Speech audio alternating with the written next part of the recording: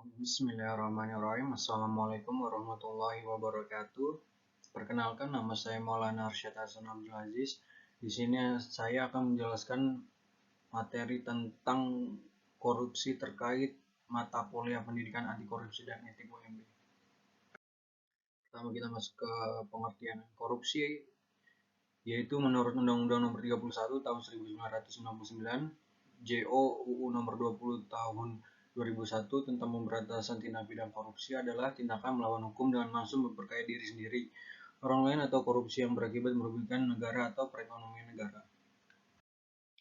Unsur-unsur tindak pidana korupsi berdasarkan Undang-Undang Nomor 31 Tahun 1999 JO Undang-Undang Nomor 20 Tahun 2001 tentang pemberantasan tindak pidana korupsi, maka ditemukan beberapa unsur sebagai berikut. Yang pertama, secara melawan hukum. Yang kedua, memperkaya diri sendiri atau orang lain atau suatu korporasi. Yang ketiga, merugikan keuangan negara atau perekonomian negara. Faktor-faktor penyebab korupsi. Yang pertama, faktor penyebab internal. 1. Sifat serakah, tamak, rakus manusia. Keserahan dan tamak adalah sifat yang membuat seseorang selalu tidak merasa cukup atas apa yang dimiliki, selalu ingin lebih. Dengan sifat tamak, seseorang menjadi berlebihan mencintai harta, padahal bisa jadi hartanya sudah banyak atau jabatannya sudah tinggi. Yang kedua, gaya hidup konsumtif. Sifat serakah ditambah gaya hidup yang konsumtif menjadi faktor pendorong internal korupsi. Gaya hidup konsumtif misalnya membeli barang-barang mewah dan mahal, atau mengikuti tren kehidupan perkotaan yang serba glamor. Korupsi bisa terjadi jika seseorang melakukan gaya hidup konsumtif namun tidak diimbangi dengan pendapatan yang memadai. Yang ketiga itu moral yang lemah. Seseorang dengan moral lemah mudah tergoda untuk melakukan korupsi. Aspek lemah moral misalnya lemahnya keimanan, kejujuran atau rasa malu melakukan tindakan korupsi. Kemudian ada faktor penyebab eksternal. Yang pertama itu aspek sosial. Kehidupan sosial seseorang berpengaruh dalam mendorong terjadi korupsi, terutama keluarga. Bukan mengingatkan atau memberi hukuman, keluarga malah justru mendukung seseorang korupsi untuk memenuhi keserakahan mereka. Yang kedua, aspek politik. Keyakinan bahwa politik itu memperoleh keuntungan yang besar menjadi faktor eksternal penyebab korupsi. Tujuan politik untuk memperkaya diri pada akhirnya menciptakan money politics. Dengan money politics, seseorang bisa memenangkan kontestasi dengan membeli suara atau menyogok para pemilih atau anggota-anggota parpol. Yang ketiga ada aspek hukum. Hukum sebagai faktor penyebab korupsi bisa dilihat dari dua sisi.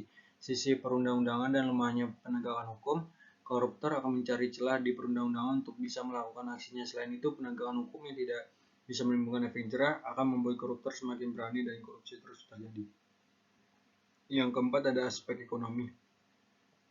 Faktor ekonomi sering dianggap sebagai penyebab utama korupsi. Di antaranya tingkat pendapatan atau gaji yang tak cukup untuk memenuhi kebutuhan. Fakta juga menunjukkan bahwa korupsi tidak dilakukan oleh mereka yang gajinya pas-pasan. Korupsi dalam jumlah besar justru dilakukan oleh orang-orang kaya dan berpendidikan tinggi.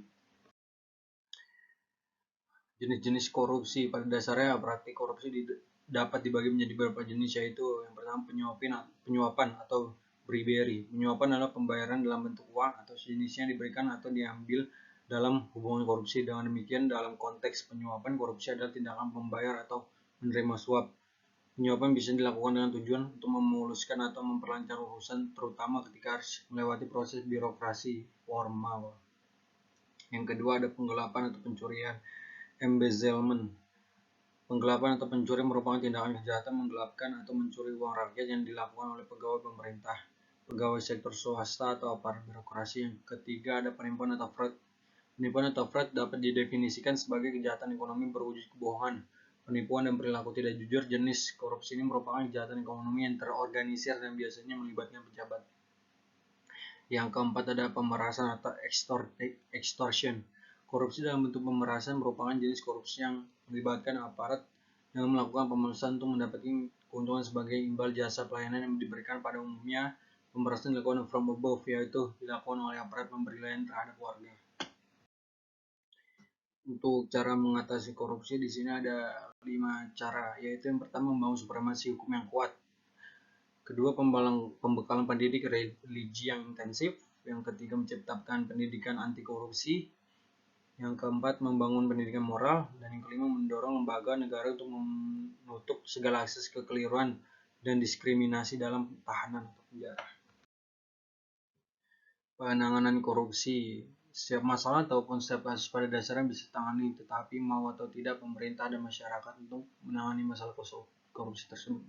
Ada dua cara penanganan korupsi. Yang pertama preventif, yaitu memberikan pendidikan dini terhadap anti korupsi, merubah pola perilaku masyarakat tentang dari pola hidup konsumerisme menjadi sederhana, dan menegakkan hukum sesuai dengan pasal 13 Undang-Undang Nomor 30 Tahun 2002 tentang Komisi Pemberantasan Tindak Pidana Korupsi. Yang kedua cara penanganan korupsi yaitu represif. Ketetapan MPR RI nomor 11 MPR tahun 1998 tentang penyelenggaraan negara yang bersih dan bebas dari korupsi, kolusi dan nepotisme. Yaitu yang pertama UU nomor 28 tahun 99 tentang penyelenggaraan negara yang bersih dari korupsi, kolusi dan nepotisme. Yang kedua ada UU nomor 15 tahun 2002 tentang tindak pidana pencucian uang, keputusan Presiden Kepres RI nomor 127 tahun 99 tentang pemilihan Komisi Pemeriksaan Kekayaan Penyelenggara Negara dan Sekretariat Jenderal Komisi Pemeriksaan Kekayaan Penyelenggara Negara.